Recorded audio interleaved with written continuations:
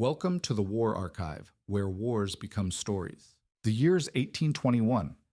After 11 exhausting years of revolt, ambush, and civil war, the guns have finally fallen silent. Spain's hold over its richest colony is broken, and the Empire of Mexico is born from the wreckage. But freedom arrives not as triumph, it arrives as exhaustion. Look at a map of the new republic, and you see grandeur. Mexico stretches from the steamy jungles of Chiapas to the icy peaks of the Rockies, from the Pacific to the Caribbean. 4.5 million square kilometers, a territory larger than any European empire save Russia. Yet beneath this vastness lies fragility. The revolution has left cities in ruins, the treasury empty, and the countryside crawling with bandits and unpaid soldiers. The men who led the independence movement, Hidalgo, Morelos, Iturbide, had fought for liberation, not governance. When the Spanish crown withdrew, they left behind no blueprint, no stable institutions, no experience of self-rule. Mexico inherited independence without unity and liberty without structure. Foreign powers watched closely. From Havana, Spanish garrisons plotted revenge. From London and Paris, bankers circled, offering loans that would shackle Mexico's finances for decades. And to the north, the infant United States studied its new neighbor with a mixture of admiration and opportunity. Inside Mexico, the government that emerged in Mexico City was built on compromise and uncertainty. Monarchists wanted a crown, Republicans demanded elections, generals schemed for power. The young nation swung from imperial throne to fragile republic within a single year. Every new president promised salvation. Every coup left the people poorer. In the countryside, peasants and indigenous communities who had fought for liberation soon discovered that independence changed little.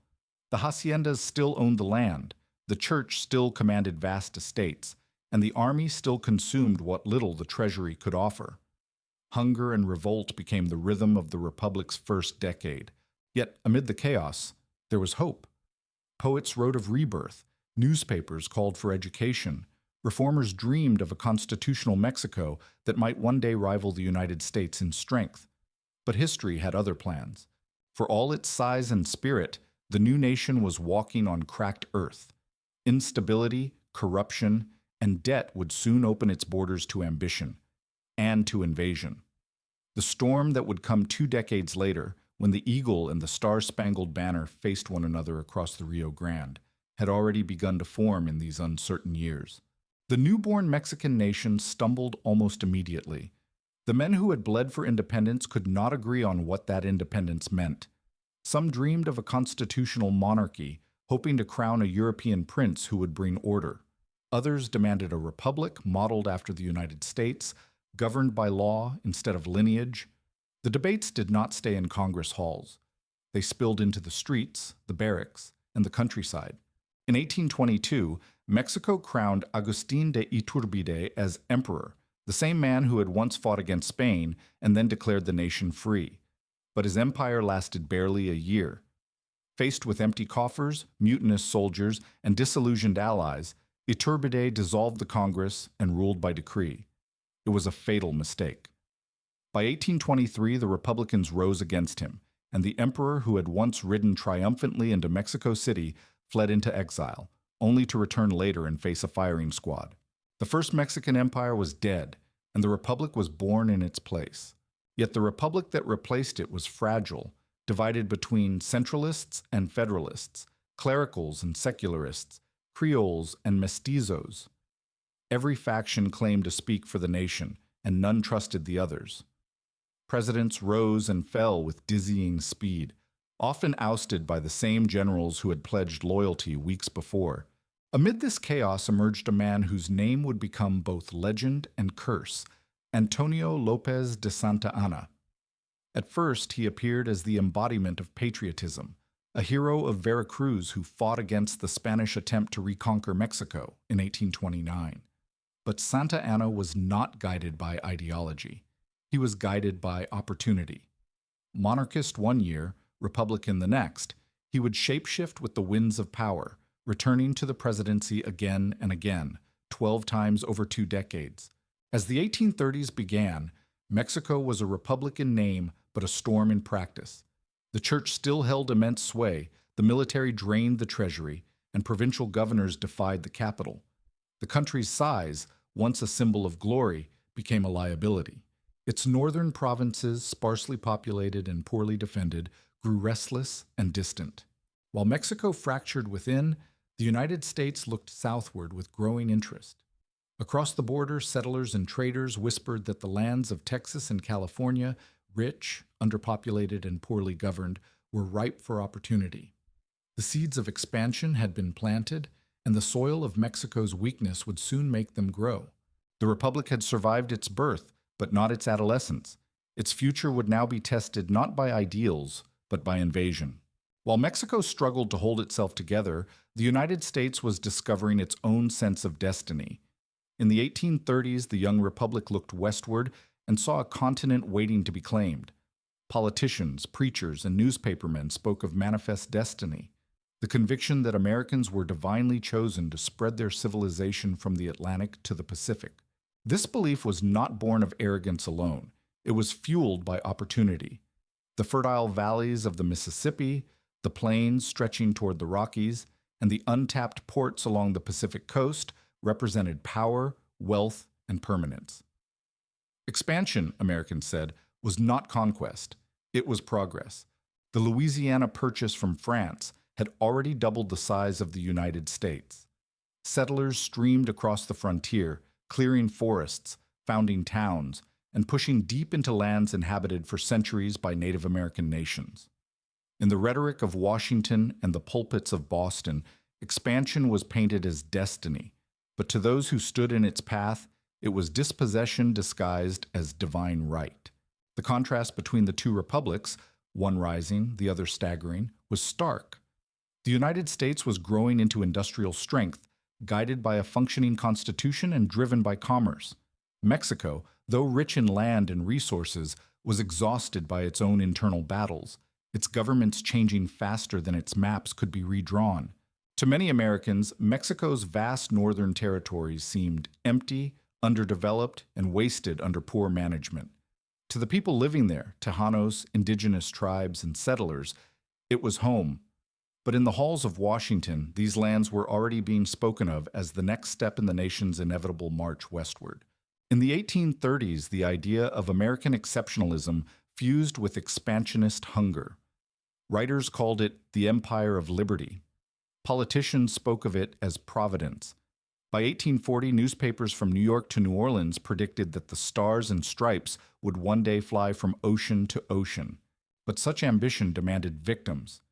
To fulfill its destiny, the United States would soon turn its gaze toward the disorganized, divided nation to the south, a country born from revolution, now teetering on the edge of another. And in that gaze, the fate of two nations would be sealed. Far from Mexico City's corridors of power lay the wild, windswept plains of Tejas, Texas. Once a distant outpost of New Spain, the region was sparsely populated, dotted with missions, ranches, and small settlements. To Mexico's central government, Texas was valuable for its land, but troublesome for its emptiness. Few Mexicans wished to live there, and the frontier seemed impossible to control. In the 1820s, Mexican leaders made a fateful decision. To strengthen the province and guard against hostile tribes, they invited settlers, mostly Anglo-Americans from the southern United States, to colonize the land under generous conditions. They would become Mexican citizens, adopt Catholicism, and respect the nation's laws. It was a bold plan, and a dangerous one. At first it worked. Families arrived in wagons, carved farms from the wilderness, and built small towns that thrived on cotton, cattle, and trade. But soon, the settlers' loyalty wavered. They brought with them the customs of the American South, including slavery, which clashed with Mexico's laws and ideals. The Mexican government, struggling to assert control, banned further immigration from the United States. By then, it was too late. There were more English speakers than Spanish, and many saw themselves not as Mexicans, but as pioneers of a new, independent land. In 1835, when President Santa Anna abolished the federal constitution and centralized power in Mexico City, revolt ignited across the provinces. And in Texas, it erupted into full-scale rebellion. The settlers declared independence, calling themselves Texians, and soon the landscape echoed with battle cries. At the Alamo, a small garrison of rebels held out for 13 days against Santa Anna's army. When the fortress finally fell in March 1836, every defender, nearly 200 men, including William Travis, James Bowie, and Davy Crockett, was killed. Remember, the Alamo became a rallying cry of vengeance. Weeks later, at San Jacinto, Texian forces under Sam Houston ambushed Santa Anna's army and crushed it in a matter of minutes. The Mexican general was captured while fleeing the battlefield in disguise. To save his life, he signed a treaty recognizing Texas's independence, but the Mexican government later refused to ratify it. Thus was born the Republic of Texas, a nation in limbo, free in fact, but not in law.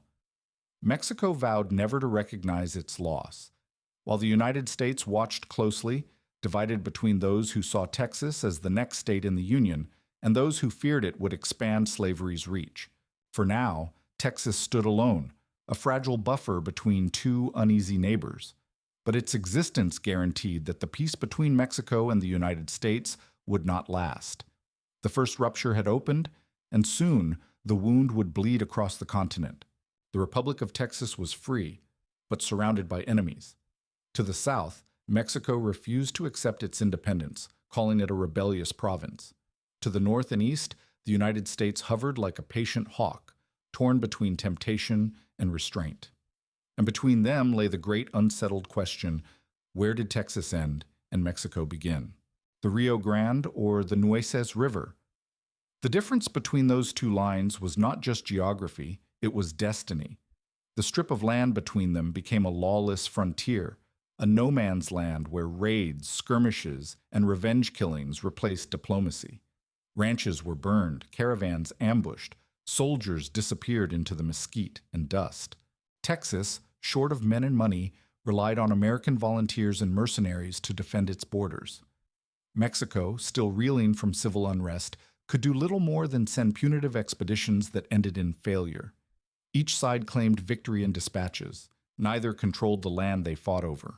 Meanwhile, inside Mexico, politics remained a battlefield. The republic lurched from one coup to the next. Presidents rose and fell with the rhythm of mutinies. Armies went unpaid. The treasury was drained by rebellions in Yucatan, Tamaulipas, and Zacatecas. Every new crisis pulled resources away from the north, leaving Texas a wound that could not heal. Across the border, the United States watched and waited. Many in Washington saw Mexico's weakness as divine permission. Expansionist politicians and Southern slaveholders dreamed openly of annexing Texas, and perhaps even California. But Northern abolitionists balked. Another slave state carved from Mexican soil could tip the fragile balance in Congress. The debate over Texas became a mirror for America's own moral divide. Diplomats traded threats, and rumors of war drifted like smoke across the plains. In Mexico City, each American settlement that appeared near the border felt like an encroachment. In Washington, every Mexican refusal to recognize Texas independence was seen as arrogance. Both sides spoke of honor, yet both were moving toward a confrontation neither could avoid. By 1844, after 8 uneasy years, Texas still stood alone, poor, militarized, and desperate for allies. Mexico's generals vowed to reclaim it. America's politicians vowed to protect it. The border was more than a line, it was a spark. And soon, the man who would fan it into flame was preparing to take the White House in Washington, D.C. In the autumn of 1844, the United States chose a new president, a man whose quiet voice concealed an iron will. His name was James Knox Polk, a Tennessean who promised not merely to lead the Union, but to expand it. His campaign slogans were simple, bold, and irresistible. Re-annex Texas. Reoccupy Oregon. In his mind, the boundaries of the Republic were temporary lines drawn on an unfinished canvas. He intended to finish it. Polk was no reckless conqueror. He was deliberate, methodical, and obsessed with detail. He believed that America's future lay in the West, that its strength and destiny depended on reaching the Pacific. Texas was the first step, but not the last. He wanted California and New Mexico too. those distant Mexican provinces that opened onto the ocean and the trade routes of Asia. At first, Polk moved with diplomacy. He offered to buy the territories, a familiar tactic in American expansion. $25 million for California and New Mexico, and recognition of the Rio Grande as the new border. But in Mexico City, the offer was an insult. The young republic, humiliated by previous defeats, refused to sell even an inch of its soil. Polk's patience ended there. If Mexico would not negotiate, he would provoke. In 1845, the United States formally annexed Texas, making it the 28th state in the Union. The act was celebrated in Washington as destiny fulfilled, and condemned in Mexico as theft in daylight. Mexico broke diplomatic relations at once, declaring that any U.S. movement beyond the Nueces River would be an act of war. But Polk was already moving the pieces. He dispatched General Zachary Taylor and 3,500 troops southward to the Rio Grande into the disputed zone. The soldiers built Fort Texas, raised the stars and stripes, and waited. In the borderlands, tension hung like summer heat. Mexican cavalry watched from the brush. American sentries stared back across the river. Every hoofbeat, every gunshot could spark a war neither nation could control.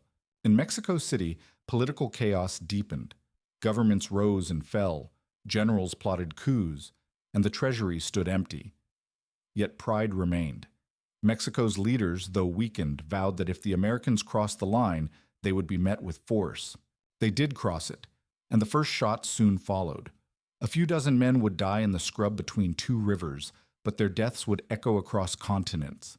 By the spring of 1846, two nations were standing on the edge of war, one confident in its destiny, the other fighting to defend its dignity.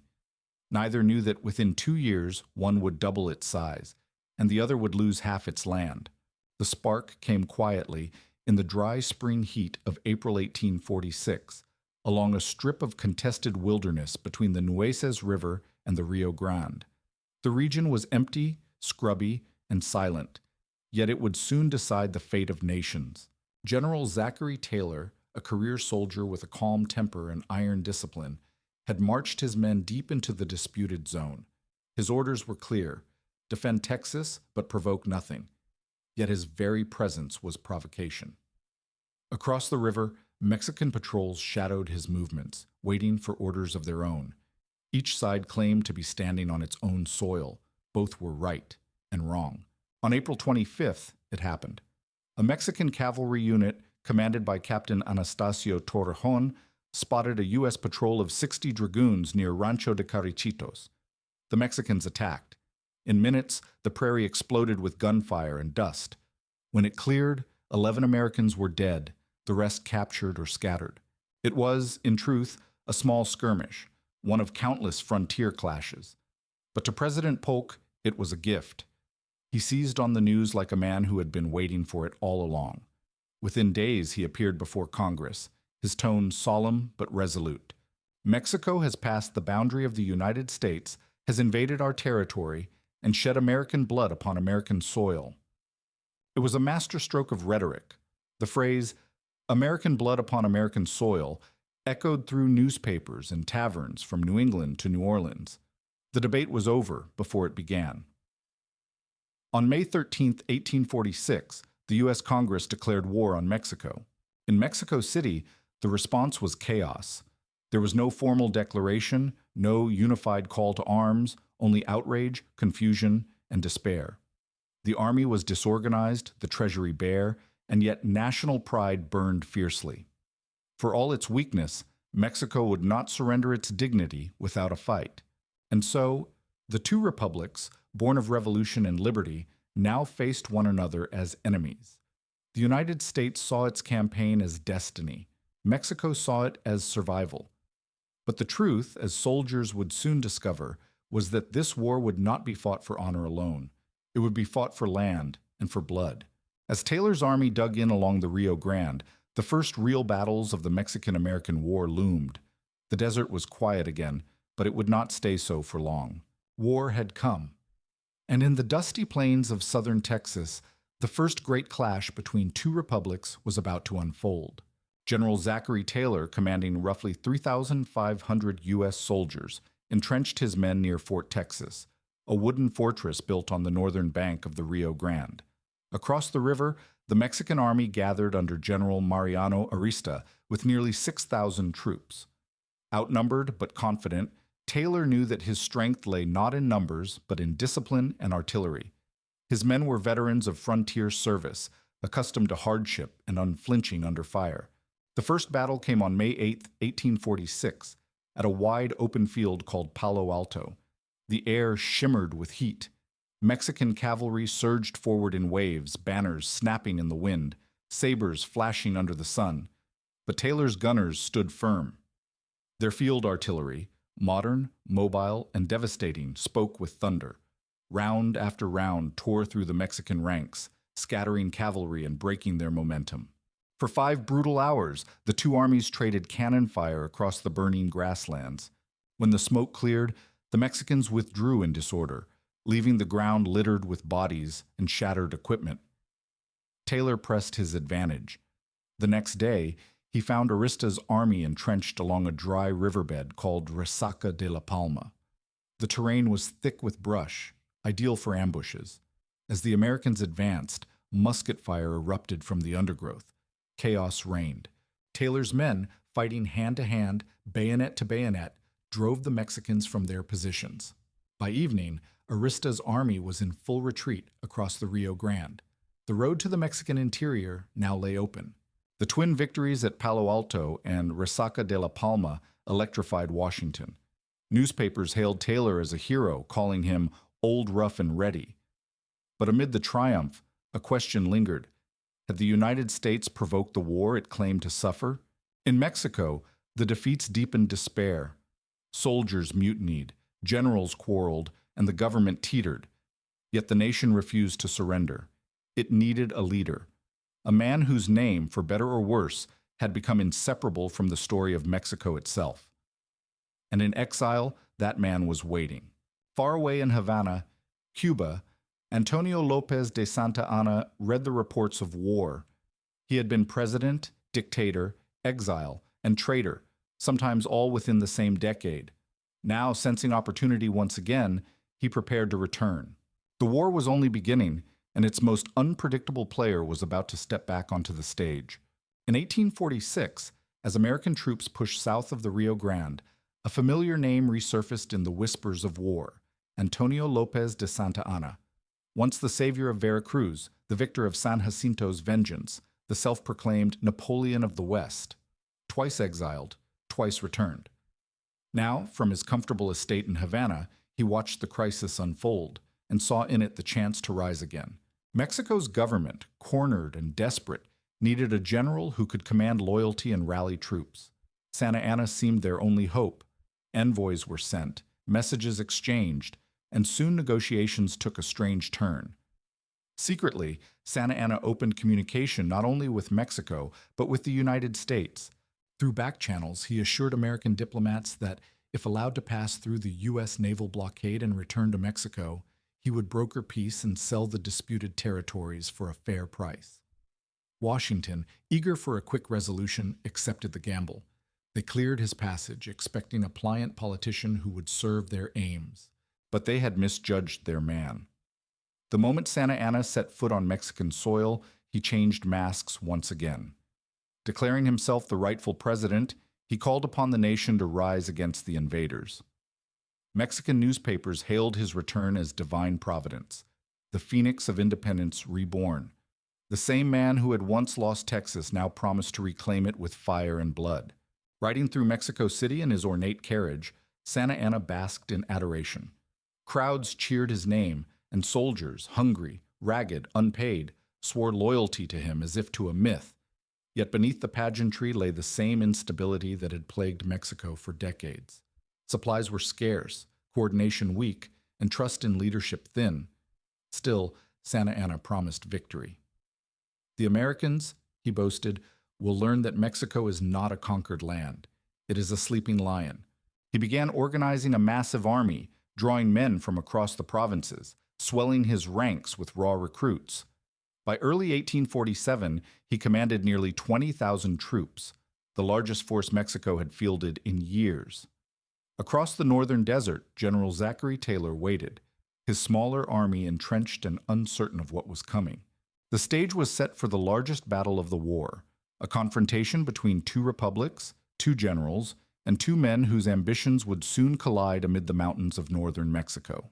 As winter settled over 1846, two distant wars unfolded under the same flag. In the north, General Zachary Taylor braced for Santa Anna's return.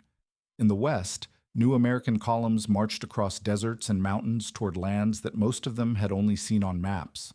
In New Mexico, the campaign was over before it began. General Stephen Watts Kearny, leading his Army of the West, crossed the frontier with just 1,700 men. The governor of Santa Fe, facing overwhelming odds and no support from Mexico City, fled without a fight. On August 15th, American troops entered the city unopposed. Kearny declared the province part of the United States and established a civil code of laws, the Kearny Code, laying the groundwork for permanent control. From there, Kearny turned west toward California, a land of gold dust and ocean winds. But by the time he arrived, others had already seized it. American settlers, guided by the explorer John C. Fremont, had staged the Bear Flag Revolt, proclaiming a short-lived Republic of California. Meanwhile, the U.S. Navy, under Commodore John D. Sloat, had blockaded the Pacific coast and captured key ports, including Monterey and San Francisco. When Kearny's troops finally reached the coast, the stars and stripes already waved over California.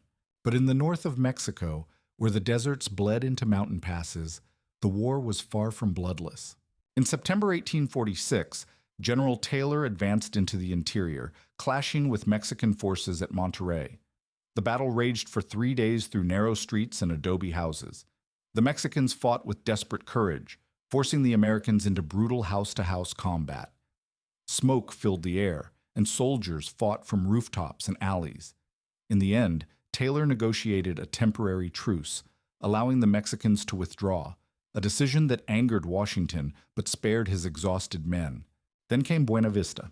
In February 1847, Santa Anna marched north with nearly 20,000 men, intent on crushing Taylor's smaller force of fewer than 5,000. The armies met at a narrow mountain pass near the village of Buena Vista.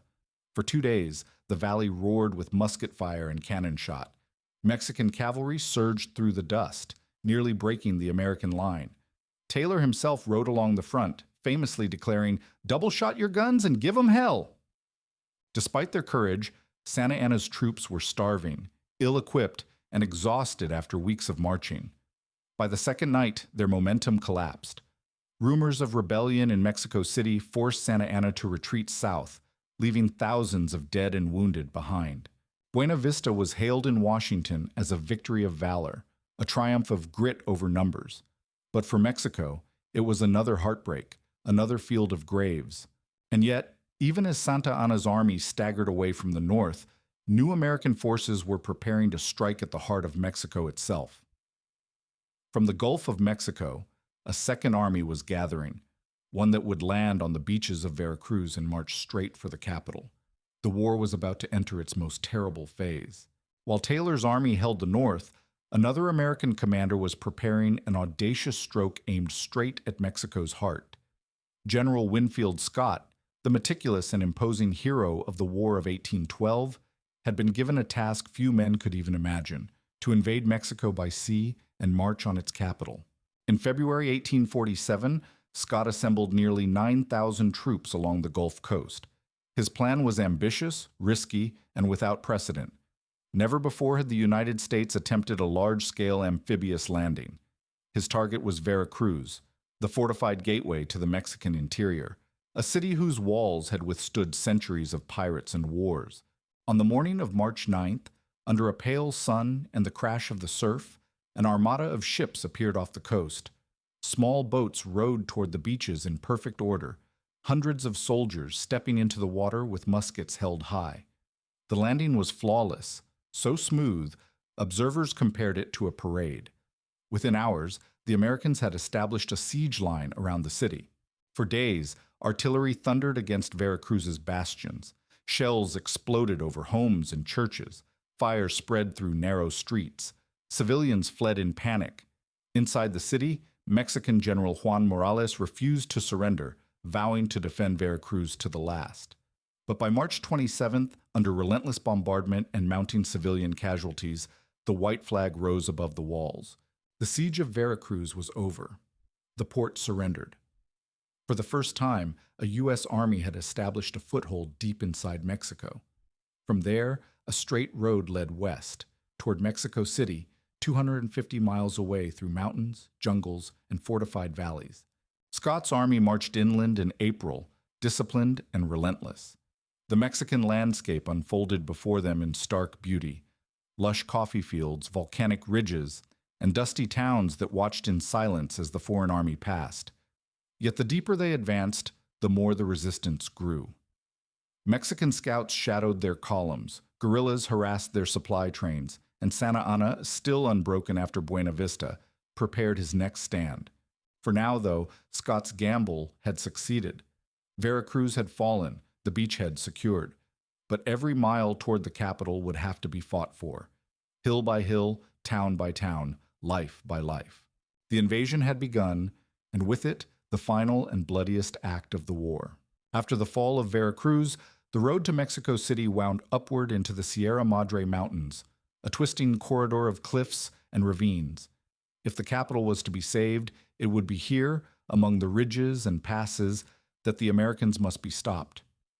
And at the head of the Mexican army, once again, stood Antonio Lopez de Santa Anna.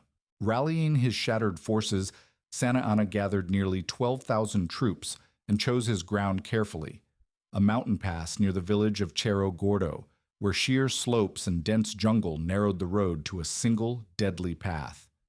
There he dug in, stringing cannon along the cliffs, confident that the Americans would be forced to attack head-on. "From these heights," he declared, "we will crush them like ants."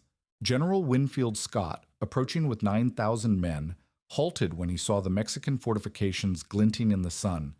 A frontal assault would be suicide.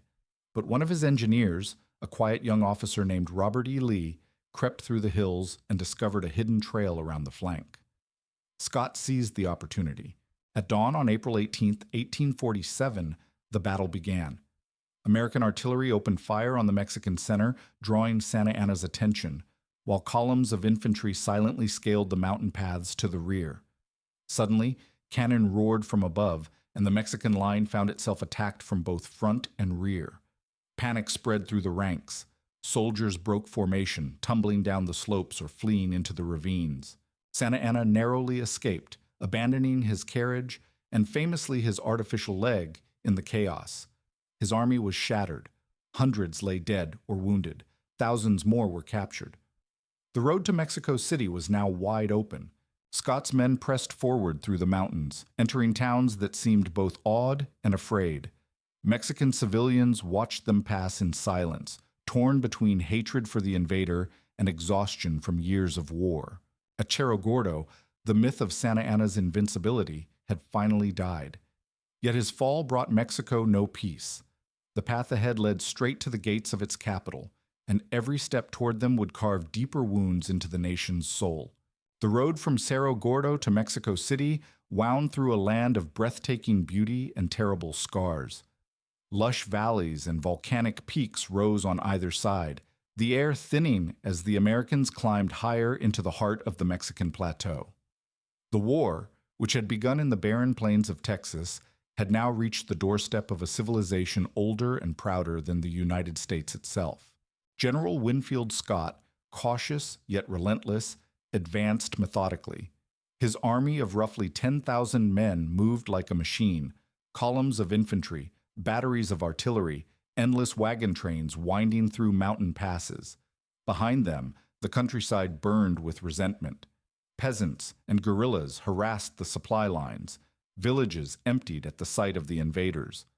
Every mile forward deepened the Americans' isolation in a hostile land. Santa Anna, though beaten at Cerro Gordo, was not finished. Rallying the remnants of his army, he fortified the approaches to the capital. Between Scott's army and Mexico City stood a ring of defensive positions: Contreras, Churubusco, San Antonio, Chapultepec, each guarding a road, a bridge, or a valley. He swore that the enemy would not take the city alive. In August 1847, the mountains echoed once more with cannon fire. Scott's army clashed with Mexican forces at Contreras, where torrential rain turned the fields into swamps. Under the cover of darkness, American troops maneuvered through the storm and struck at dawn. In just 17 minutes, they overran the Mexican camp, capturing hundreds. Santa Anna rushed reinforcements to Churubusco, a fortified convent south of the city. There, Mexican soldiers and monks alike defended the walls with desperate courage, firing muskets from church windows and behind crumbling stone barricades. The fighting was savage and close, the air filled with smoke, shouts, and the tolling of church bells drowned by gunfire. By afternoon, the convent fell. As the dust settled, Scott's officers met with Mexican envoys carrying white flags. Peace talks began briefly, but collapsed within days. Santa Anna refused to yield his capital, and Scott, determined to end the war on his own terms, prepared for the final assault. His men, hardened and weary, could see the domes of Mexico City shimmering in the distance, floating like a mirage in the highland haze. Between them and victory stood one last fortress, an ancient castle rising above the city on a hill. Its name was Chapultepec, and on that hill the war would reach its most haunting moment. High above the Valley of Mexico, on a wooded hill rising from the city's western edge, stood Chapultepec Castle, an old Spanish fortress turned military academy. From its ramparts, cadets could see the entire capital, the shimmering lakes, the cathedral spires, and now, far off in the haze, the glint of American bayonets advancing. It was September 1847, and the war had reached its climax. After the battles of Contreras and Churubusco, Santa Anna's army was broken but unbowed. The city's outer defenses had fallen, yet he vowed to defend the capital street by street if necessary. Chapultepec would be the symbol of that resistance, a bastion of national honor. Inside the fortress were just over 800 defenders, regular soldiers, cadets, and volunteers, against 7,000 American troops. Among them were boys from the heroic military college, some no older than 15. They were the last students left behind when the academy was evacuated, refusing to abandon their post. As the American artillery began its bombardment on September 12th, they took up arms beside their instructors, loading muskets and manning the walls. The bombardment lasted an entire day. Shells tore through the stone ramparts, scattering fragments of walls and bodies alike. Then, at dawn on September 13th, General Winfield Scott ordered the assault. Waves of American infantry surged up the hill under heavy fire, climbing through smoke and blood. Mexican cannon thundered from above, but the defenders were hopelessly outnumbered. In the chaos, legend was born. When the order came to retreat, one cadet, Juan Escutia, just 17, reportedly wrapped himself in the Mexican flag and leapt from the ramparts to keep it from capture. 6 cadets would be remembered forever as Los Niños Héroes, the boy heroes of Chapultepec, symbols of youthful sacrifice in the face of impossible odds. By noon, the fighting was over. The Mexican flag was torn down. The stars and stripes were raised above the fortress. From the hill, the American army looked down upon the Valley of Mexico, its lakes, its causeways, its vast capital lying silent beneath the smoke. On September 14, 1847, U.S. troops marched through the San Cosme Gate into Mexico City. Bands played, drums echoed down the boulevards, and in the Great Plaza, the flag of the United States was hoisted over the National Palace. The city that had once been the seat of the Aztec Empire, that had endured conquest, revolution, and empire, had fallen again, this time to its northern neighbor. Santa Anna fled into the countryside, his army scattered. The war, though not yet formally over, was lost. For Mexico, Chapultepec became a memory carved in sorrow, the symbol of courage amid ruin. For the United States, it marked the triumph of manifest destiny fulfilled. But beneath the cheers and ceremonies, a darker truth lingered. The cost of victory was more than land. It was the burden of conscience that would follow both nations for generations. When the smoke cleared over Mexico City, silence fell, a silence heavier than victory or defeat. The Americans now occupied the capital, but what they found was not a conquered empire. It was a wounded nation. Streets lay deserted, doors barred, and the smell of powder clung to the air like grief. General Winfield Scott declared martial law, enforcing discipline among his men. Even so, looting and drunkenness spread, and uneasy glances followed American patrols through the narrow colonial streets. The people of Mexico, broken but unbowed, hid behind shutters, whispering prayers to saints for deliverance. In the countryside, war had reduced entire provinces to famine and ashes. Armies had stripped villages of food and animals. Roads once busy with trade now lay empty, haunted by guerrilla fighters who attacked American convoys and vanished into the hills. Some fought for patriotism, others for revenge, but all shared one thing: hatred of the invader. The Americans called them bandits. The Mexicans called them heroes. Santa Anna, once again disgraced, fled into obscurity. His army was gone, his power spent, his legend in ruins. From Veracruz to Jalisco, local militias tried to resist, but they were leaderless, starving, and outgunned. Mexico had no strength left to fight, yet its spirit refused to surrender. Back in the United States, however, the mood was triumphant. Newspapers celebrated the March of Liberty and the victory of civilization over chaos. But among some voices, calmer, more reflective, a different tone emerged. Ulysses S. Grant, then a young officer, later wrote that the war was one of the most unjust ever waged by a stronger against a weaker nation.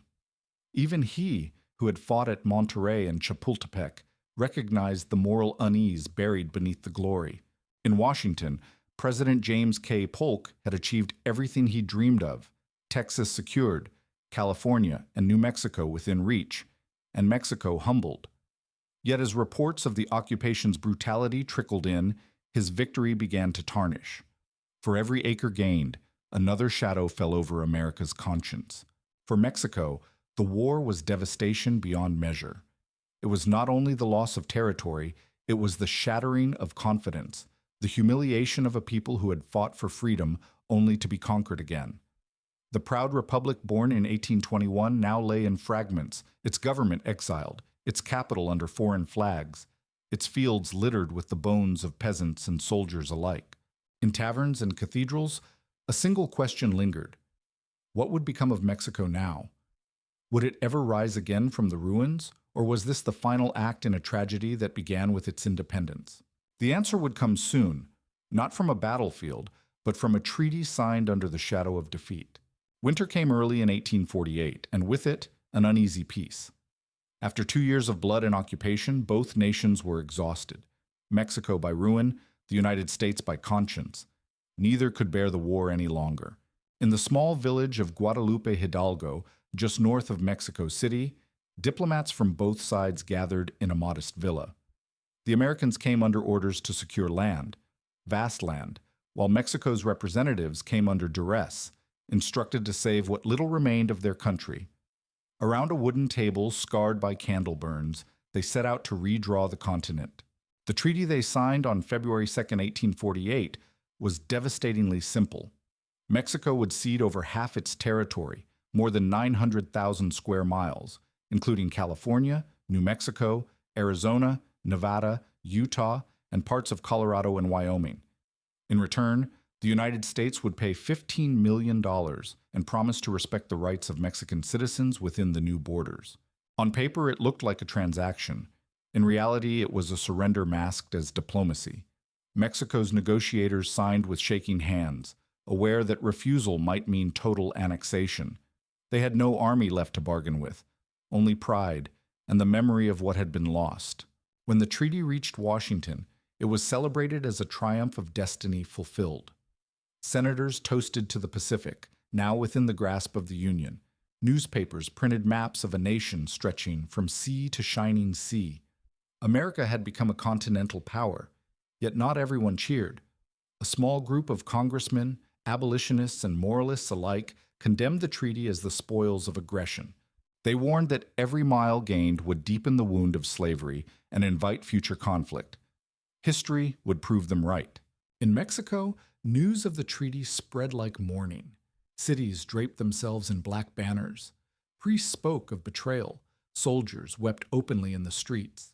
The country's northern deserts, its mountains and rivers, its lost towns and missions, all gone in ink and signatures. It was a map cut in half. Still, Amid despair, some saw survival. By signing, Mexico preserved its sovereignty. Its flag still flew, though tattered, above the ruins. It was no small mercy.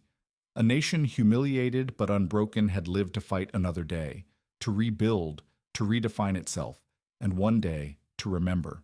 In the end, both nations left Guadalupe Hidalgo changed forever. The United States gained the land that would one day hold gold, oil, and empire. Mexico lost its dream of grandeur, but gained something deeper, a national soul forged in loss, resilient and enduring. The ink on the treaty had barely dried when the diplomats packed their papers and left the villa. Outside, the wind howled through the valley, rattling the empty streets. The war was over, but the consequences were only beginning. The ink of Guadalupe Hidalgo had barely dried before the world began to shift. The war was over, but its ghosts would haunt both nations for decades. For the United States, victory seemed divine affirmation. The Republic of 13 states had become a continental empire stretching from the Atlantic to the Pacific. Politicians declared that manifest destiny had been fulfilled, that God himself had ordained the march westward. Expansion was no longer ambition, it was righteousness. But destiny has a cost. In the halls of Congress, celebration turned to argument. The new territories, California, New Mexico, Utah, raised the question that had simmered since the nation's founding. Would slavery expand with the flag? The same cannons that had conquered Mexico now echoed in a different debate, one that would eventually tear the Union apart. The war had given America land, glory, and wealth, but also the fuse that would lead to its own civil war. In the newly acquired lands, soldiers and settlers flooded in. California's hills glittered with rumors of gold. Within a year, the gold rush of 1849 began, drawing hundreds of thousands from around the world. Fortunes were made overnight, and towns like San Francisco rose from sand to city in a heartbeat. Yet for the native peoples who had lived there for centuries, this new wave of destiny meant displacement, violence, and extinction. South of the new border, Mexico awoke to the long aftermath of defeat. The empire of mountains and deserts was gone, but what remained was a fierce, introspective patriotism. Out of humiliation came identity, out of loss, resolve. Intellectuals, soldiers, and poets began to speak of rebuilding, not through conquest, but through endurance. But the road was long. The treasury was empty, the army discredited, the church and government locked in struggle. Revolutions and coups returned with familiar regularity. Santa Anna would rise again, one last time, only to fall forever. Yet amid the turbulence, the nation endured. It had been humiliated, yes, but it had survived the storm that should have destroyed it. In the United States, the war's veterans returned home as heroes. Among them were men whose names would one day define the next great conflict: Grant, Lee, McClellan, Sherman, young officers who had learned the mechanics of war in Mexico, only to turn those lessons against each other 2 decades later. The Mexican-American War had forged them, not as liberators, but as the architects of America's coming tragedy. And so, the shadow of manifest destiny fell long across the continent. For the United States, it marked the beginning of empire. For Mexico, the beginning of national self-understanding. One nation gained half a continent. The other gained the will never again to lose its soul.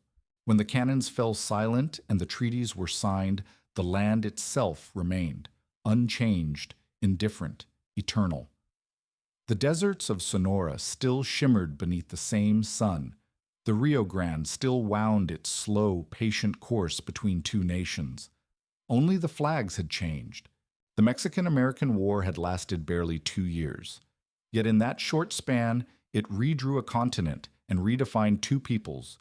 For the United States, it was a triumph of ambition, an empire won under the banner of liberty. For Mexico, it was a wound carved into the earth, deep and unforgettable. The border that emerged from that war was not merely a line, it was a scar. From El Paso to the Pacific, it split towns, families, and histories in two. On one side, the dream of manifest destiny had been realized.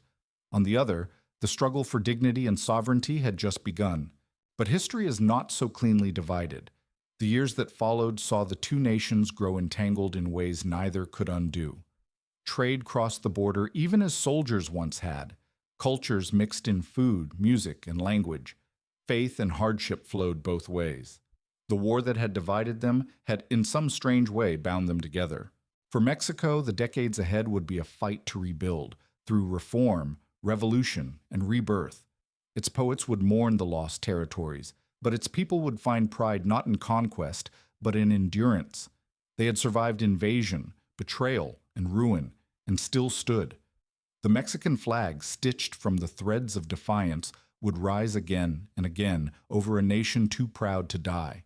For the United States, victory brought expansion, but also reflection. As the frontier pushed west, it carried with it questions the war had unleashed, of justice, of race, of the meaning of freedom. The same republic that claimed to spread liberty had conquered another in the name of destiny. The contradictions born in Mexico would one day explode at home when North and South turned their guns on each other. Today, the ghosts of that war linger quietly along the borderlands, the same hills and riverbanks where cavalry once clashed. You can still trace the roots of those armies, though now they are highways, lined with towns whose names tell the story. Matamoros, Laredo, Monterrey, San Diego, El Paso. Two nations, two destinies, bound not by conquest or treaty, but by geography, by memory, by blood. And so the story ends where it began, not with victory or defeat, but with the land itself, silent, enduring, waiting for the next chapter in the long, shared history of the Americas.